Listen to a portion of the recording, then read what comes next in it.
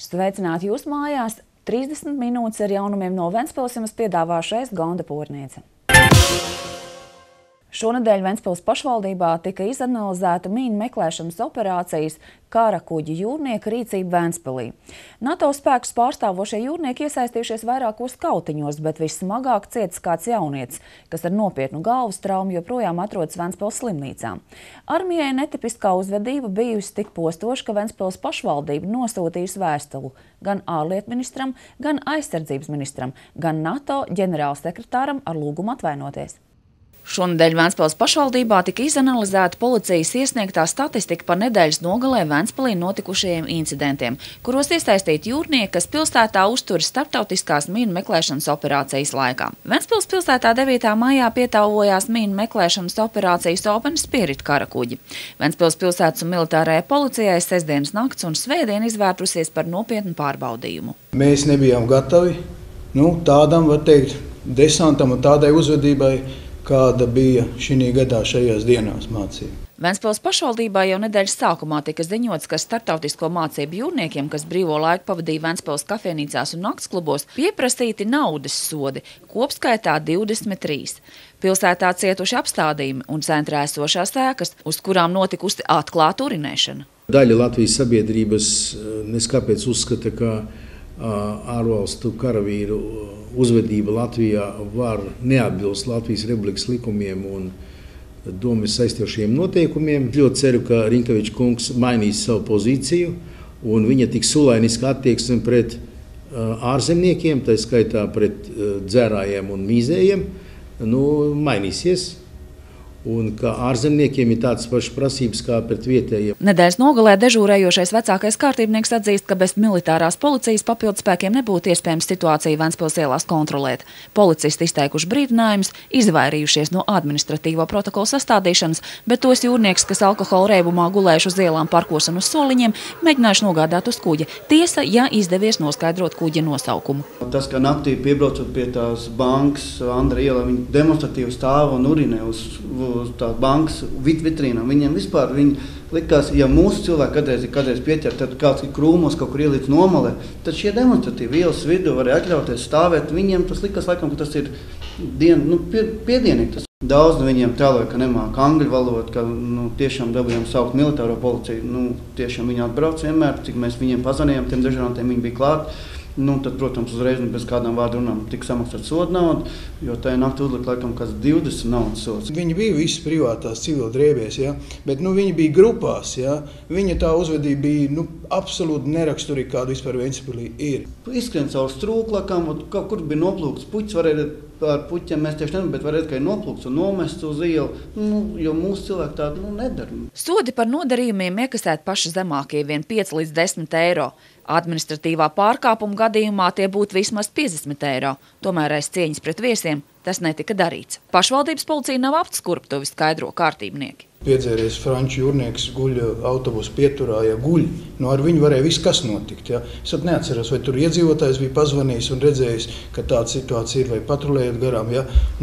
Protams, ka mēs viņu ņēmām, mēs viņu savācām un vedām uz kuģi. Es arī vadu militāru struktūru. Ja mani cilvēki tagad aizbrauc uz Kuldīgu brīvajā laikā, atpūstos šitādā veidā kā šie cilvēki, tad piedodiet man, es nezinu, kas tad, tas pat nav prātam aptverami. Ventspils pilsētas teritorijā tāda kārtība nav un nedrīkst būt un nebūs. Ventspils slimnīcā palīdzību sniegt 6 mācību dalībniekiem, bet vissmagāk cietis kāds jūrnieks no Nīderlandes, ko svētdienas rītā neatliekamā medicīniskā palīdzība nogādājusi Ventspils slimnīcā nopietnā dzēruma pakāpē, bet ar tikpat nopietnu galvas traumu. Kā ziņo Ziemeļkurzemes reģionālā slimnīca, jūrnieks ar galvas kausa lūzumu joprojām atrodas reanimācijas nodaļā.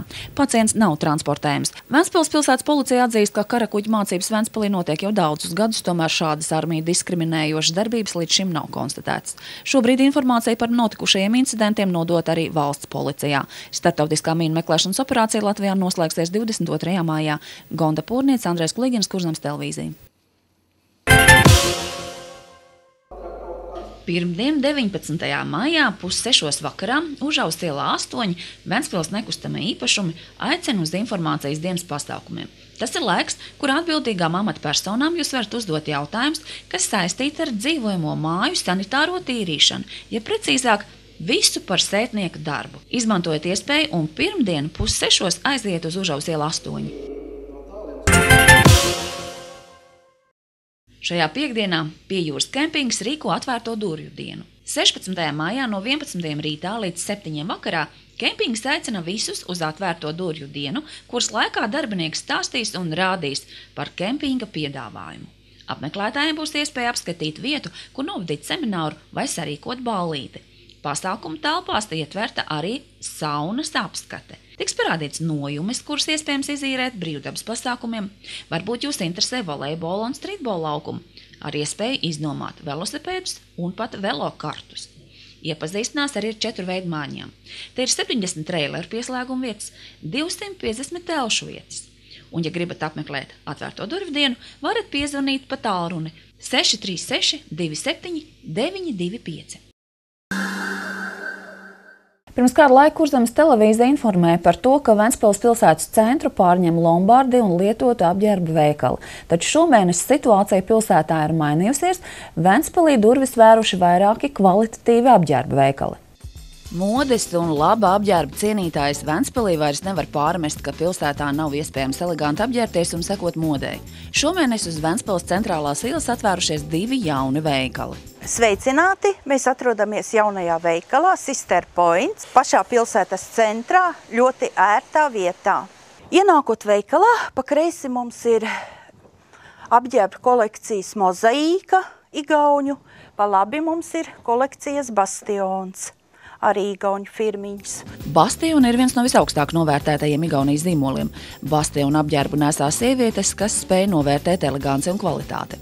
Galvenā uzmanība tiek veltīta audumu rakstam un kādai īpašai, neparastai piegriezuma detaļai. Mozaika ir zīmols, kas piedāvā labu piegriezumu un dažādus izmērus. Mozaika apģērbi ir viegli kombinējumi ar to, kas jau jums ir garderobē. Nepaiet garām saules brīļu stendam. Tās mirdz visās iespējamās krāsās, bet bižutērija šeit iesaiņos glītās kārbiņās. Tad ir Bibaldi rotas ar Swarovski kristāliņiem. Itāļu īpaša kolekcija, augstas klases kolekcija. Dāņu juvelieru izstrādājumu zīmols Pilgrims savu sortimentu maina vairākas reizes gadā. Tas ir ļoti oriģināls dizains, rotas nesatur niķerli, tāpēc nav alerģiskas. Izstrādājumi bieži pārklāti ar sudrabu zeltu, akcentos ieraudzīsiet Swarovski kristālus. Tekoši prasa un pērk, jo viņš ir no dabīgajiem akmentiņiem, viņš ir no Swarovski kristāliņiem. Mums ir ar zelta pārklājumu ķēdītes, piekariņi, auskariņi, gredzentiņi. Šopavasar zīmols Madonna Ventspilniecēm piedāvā jaunāko kolekciju. Tiešām krāsiņas ir visas un dažādi fasoniņi, ir ko izvēlēties. Tikpat svarīga nozīme ir summai. Varat izvēlēties lētāku, aktuālajos gaišajos toņos vai pasaules slavenus zīmolus. Kaimiņi Lietuvas somiņu sādas, es uzskatu, ka ļoti skaistas. Christian Lacroix, Ted Lapidus. Šāds uzraksts nepārprotam liecina par labu gaumi. Mums ir ļoti lielā izvēlē. Ādas somiņas visas, Ted Lapidus franču firmiņa, Jacques Strella. Bet vai šai veikalā kaut kas ir arī vīriešiem? Var iepriecināt kundzes nopirkt kaklasaites. Mums ir ļoti liela izvēlīte, krāsiņas ir daudz. Vislabāk, protams, pasniegt dāvanu karte. Te ir ļoti ērti termiņi. Derīguma termiņš 1 gads. Un summu izvēlās pircējs. Jebkādu summu var nopirkt. Otrajā stāvā izvietojusies prestižu zīmolu Austrijas ražotāja mode, bet veikalā pārstāvēti ir arī Latvijas ražotāji. Šo nodaļu sievietes ir ļoti iecienījušas.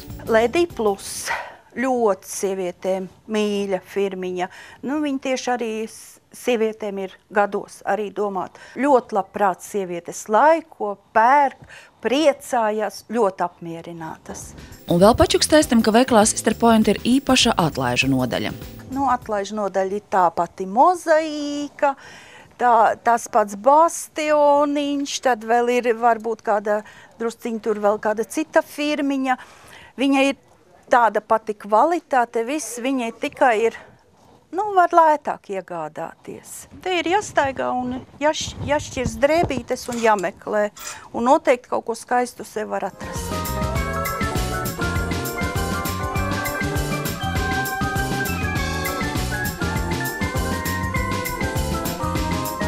Laipni aicināti uz veikalu Sister Points, kur varēsiet iegādāties dāvanas un jaunās kolekcijas. Bet blakus durvīs aicina intriģējošs nosaukums Egoiste. Laipni gaidīti veikala Egoiste, kurš atrodas Ventspilī, pilsētas centrā, Kuldīgas ielā 23. Gribu jūs iepazīstināt ar 2 jauniem zīmoliem, kurus var iegādāties tikai Ventspils pilsētā. Igauņu zīmols Hansmark šovasar mums piedāvā košas krāsas, kā arī liela izmēra apģērbus sievietēm.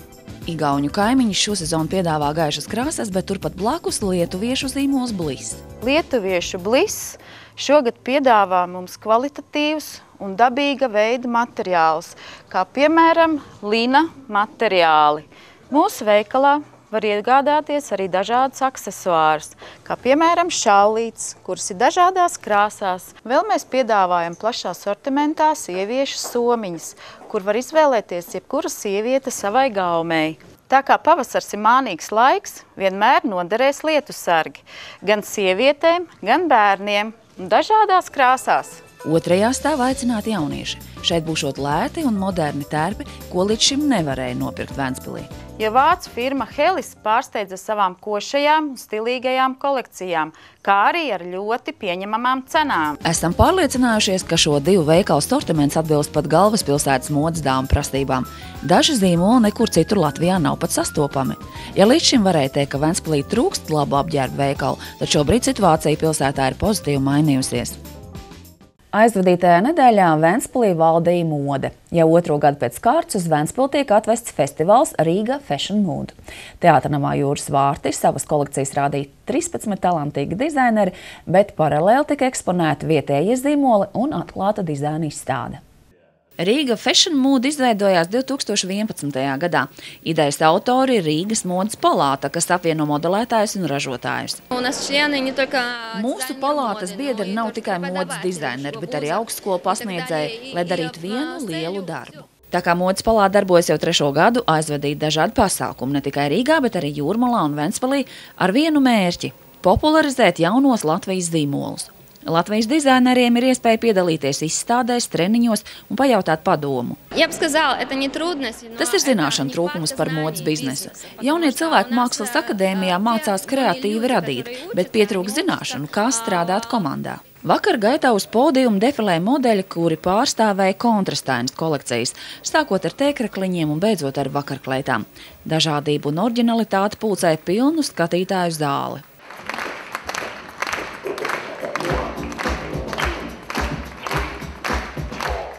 Uz pódiumu arī pavisam mazi modelīši, kas prezentē bērnu kolekcijas no Hebe un Lenny Tommy Factory.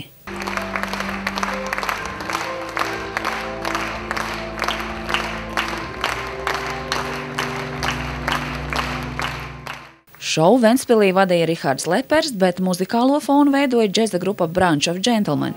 Mēs esam aizvadījuši jau 9. festivālu, pilna zāle un tūkstošiem skatītāju internetā. Tas pierāda, ka modē jābūt pieejamai. Tā stāsta organizatori.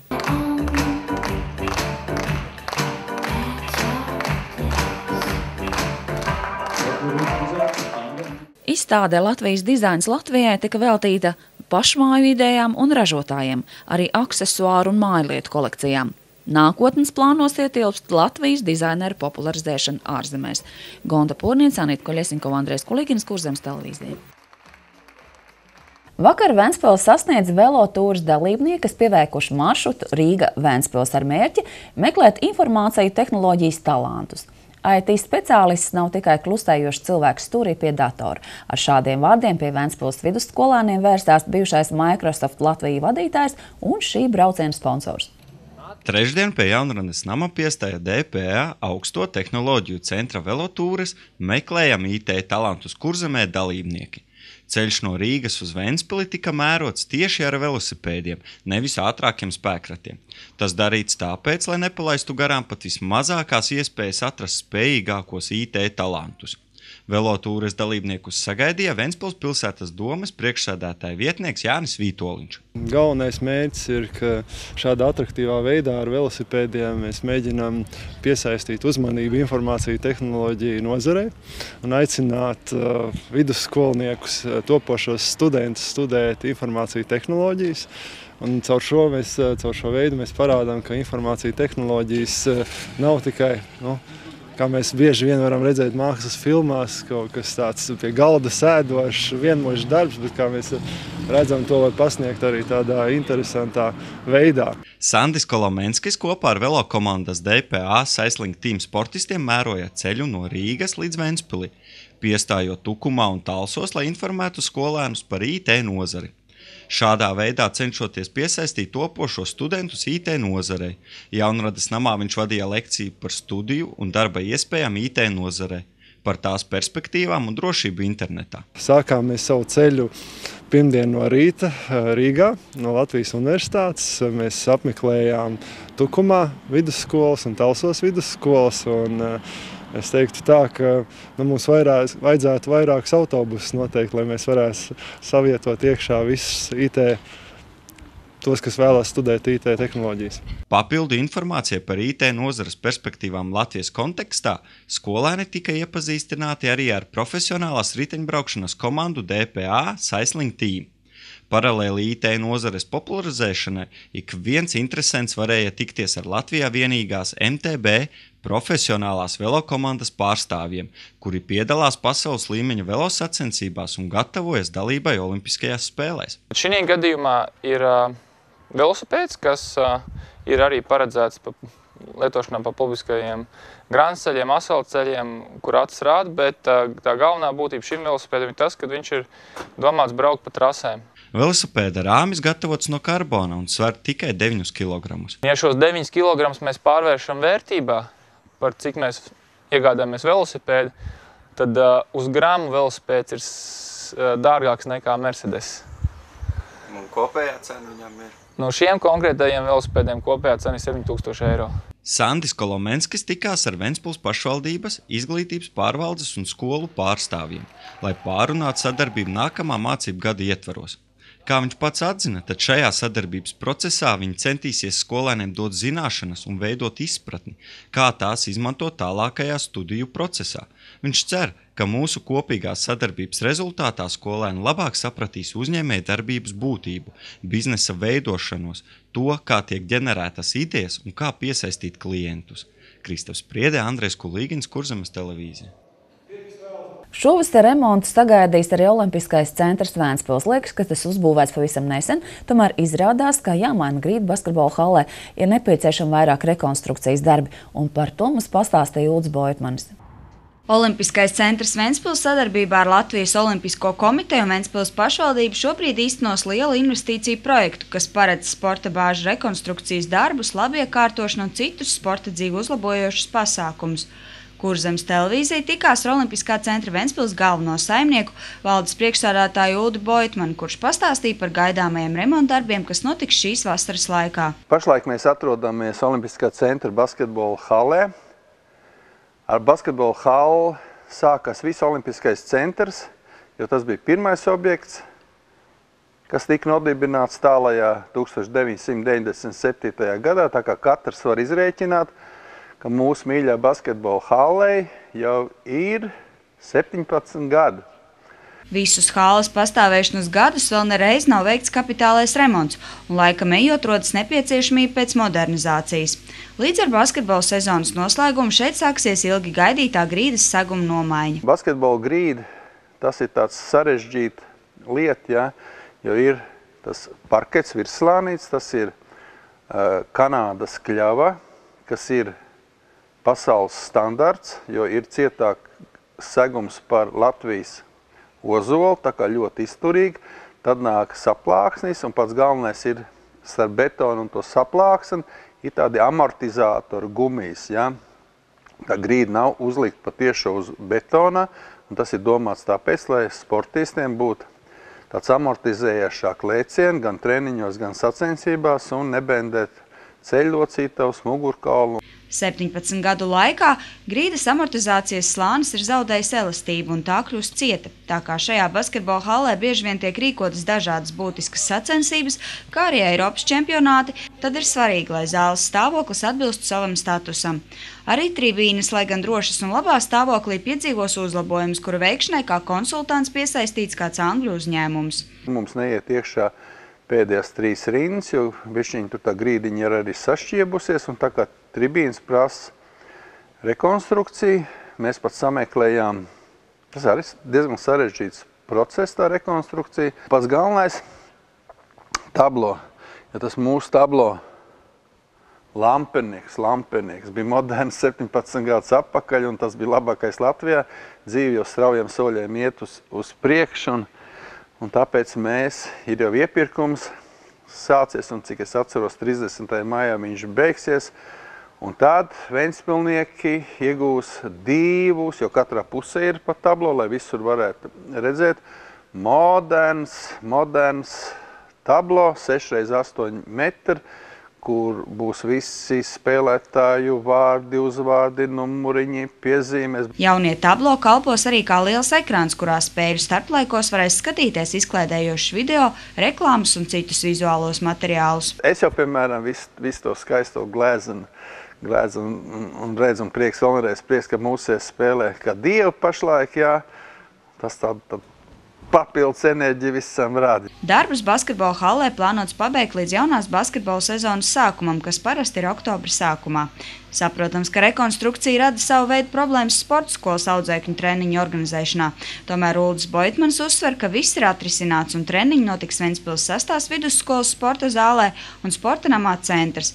Turklāt vasaras laikā zāles trūkumu tik ļoti nejutīs, jo šajā laikā notiek pārsvarā fiziskās sagatavotības treniņi. Par sporta infrastruktūras uzlabojumiem, kas šovasar notiks arī citās sporta bāzēs Ventspilī, turpināsim stāstīt arī nākamajos ziņu izlaidumos. Gīta Mārtiņsone, Žodziņš, Kurzemes televīzija. Šajā pavasarī Ventspils amatu mājas svin savu 250. jubileju. Tiesa gan svētki nepienāks amatu mājai, bet gan Kurzemes vecākajai skolai, kurā mācījies arī Krišjāns Barons. Ventspils amatu māja ir Kurzemes vecākā skola. 18. gadsimtā Kurzemes hercogists laikā celtajā ēkā veikta pārbūve, un šobrīd vecā skola pārvērtusies par tādu kā kultūras centru. Svinot skolas 250. gadu, ik viens varēja iejusties senas klases atmosfērā, kurā ar speciālas muzeja programmas palīdzību gatava dalīties amatu mājas darbiniece un vairāk pazīstam kā Ventspils zāļu sieva Līga Rētere. Ir saglabājušies dati, apraksti par to, kā skola ir celta, iesvētīta, kā šeit ir iesāktas mācības, un tas liecina ne tikai par vēsturi, bet arī par tā laika sabiedrību. Un man bija ļoti interesanti uzzināt, ka Rāte ir rakstījusi hercogam lūgumu, lai piešķir būvmateriālus, 250 baļķus, lai varētu skolu celt. Pirms 250 gadiem, tālē 1764. gadā, šeit bija atvērta skola, bet laiki un varas ir mainījušies, tāpēc amatu mājā var apskatīt senas grāmatas un mācību materiālus. No 1849. gada līdz 1851. gadam šeit mācījies Dainu tēvs Krišjāns Barons. Pa to laiku skola ir piedzīvojusi dažādas mācību valodas, dažādas valdības. Šeit ir mācījušies arī krievu valodā un ir sodīti par to, kad izmanto latviešu valodu mācību laikā vai starpbrīžos, lai piespiest, ka krievu valodu iemācās ātrāk, lai ieviestu to visās, ne tikai skolās, bet arī valsts iestādēs. Labas liecības par šo skolu dod arī šodien vēl iespējams satikt skolniekus. Es sekmīgi pabeidzu šo skolu, un šeit es vēl nokārtoju eksāmenu, lai iestātos Jelgavā Pētera ģimnāzijā. Patīkam, jā, tāds saviļņums jau zināms, kad ienāca tiešām sevišķi šī klase, man arī bijusi tieši arī. Mana klase bija te mācījusi. Mildas kundze šai skolā mācījusies no 1929. gada līdz 36. gadam. Sēdējusi arī toreiz pirmajā solā. Zēniem patika biedēt. Skraidīja pa sovu apakšu un aiz kājām. Tā paķēra, pieķēra un ko, protams, šausmīgs bailes. Es biju uzkāpus uz soli virsū. Un lielās bailēs, kā atkal ķers vēl vienmēr pie kājām, sašūpojas, atmugojis krit un pārsitu galvu. Ko jau skolā vienmēr nācām un gājām un skrējām, un te blakus bija tāda ieliņa maz, un tur bija tāda veikaliņš, bet jūs negājāt, tur tas ūdens kriņģēļus mēs tur gājām mēs. Tur varēja dabūt ūdens kriņģēļus. Tā kā apaļ tāda un mīksta tāda gašana. Sākoties karam šeit ierīkoja armijas noliktavas. Protams, neviens nerūpējās par vēsturisko ēku. 2007. gadā Ventspils pašvaldība ugunsgrēkā cietušo veco skolas māju nolēma glābt, ierīkojot amatnieku centru. Tagad šeit strādā audēji un keramiķi, bet vien tā piekārtot kā 19. gadsimta mācību klase. Pavadonis mēnestiņš danco ap zemi, bet zem ar visu pavadoni danco ap sauli. Un kādu brīdi gadās, ka mēnestiņš nodanco zemē priekšā, un tā var savu miesīgu mātu sauli nevar redzēt. Tas nav pasaules gals, tas ir īslaicīgs aptumsums. Visi ies savu gaitu un atkal riņķos tālāk. Un šis pasaules modelis kalpoja Zlēku skolā, un tālāk tika uzturēts Zlēku skolas muzejā, bet, kad to likvidēja, tad muzeja manta deponēja uz Ventspils muzeju. Tā viņš ir nonācis pie mums, un tā viņš ir nonācis arī šeit klasē, un atkal kalpo, lai mācītu dabaszinībās par saules vai mēnesi aptumsumu.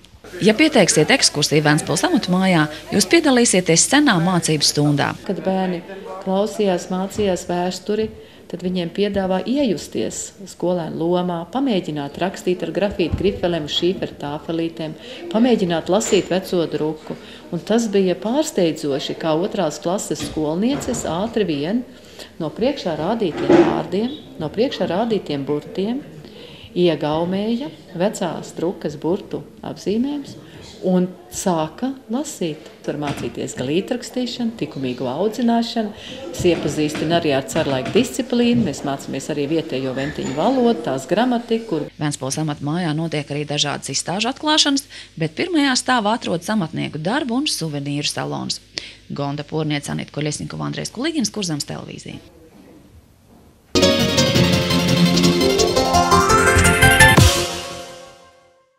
Iepriekšējos ziņu izlaidumos jau esam stāstījuši, ka basketbola klubs Ventspils ir uzsācis finālsērijas mačus Latvijas basketbola līgā pret VF Rīga. Pēc pēdējās uzvaras mājas laukumā mūsējie izvirzījās vadībā ar 2-1. Vakar Ventspilniekiem bija izbraukuma spēle Arēnā Rīga. Spēles sākums veiksmīgāks bija Ventspilniekiem, un 3. ceturdaļā pret vefiešiem tika sasniegts jau 2 ciparu pārsvars 20-32. Taču tas ilgi neturpinājās, un pēc mūsējo kļūdām un pretinieku trīspunktniekiem rezultāts jau 30-32. Atspēlēšanos pārtrauca Ventspils kapteinis un uzbrucēji. Arķovs Buķjankovs ar precīziem sodu metieniem, atlikušām bumbām uzbrukumā un otrās iespējas punktiem pamanījās savaldīt pretinieku atspēlēšanās garu. Visu papildināja Vairoga un Tīmas tālmetienu, un tablo jau rādīja 36-45. Puslaiku gan noslēdz pretinieku tālmetiens un rezultāts 39-48. Otrā puslaika sākums veiksmīgāks atkal bija Ventspilniekiem, un tikai pateicoties Janičēnika ciņas sparam vefieši vēl turpināja pretoties. 5 punkti īsā laikā un rezultāts atgriezās 10 punktu robežās 46-56. Vēlāk jau starpība tika samazināta līdz 4 punktu, taču tik tuvāk rīdznieki nespēja. Pirms pēdējām 10 minūtēm Ventspilī +8 un rezultāts 59-67. Pēdējās 10 minūtēs Ventspilnieki turpināja kontrolēt spēli, bet uzbrucējs Jānis Tima tuvojās triple-double.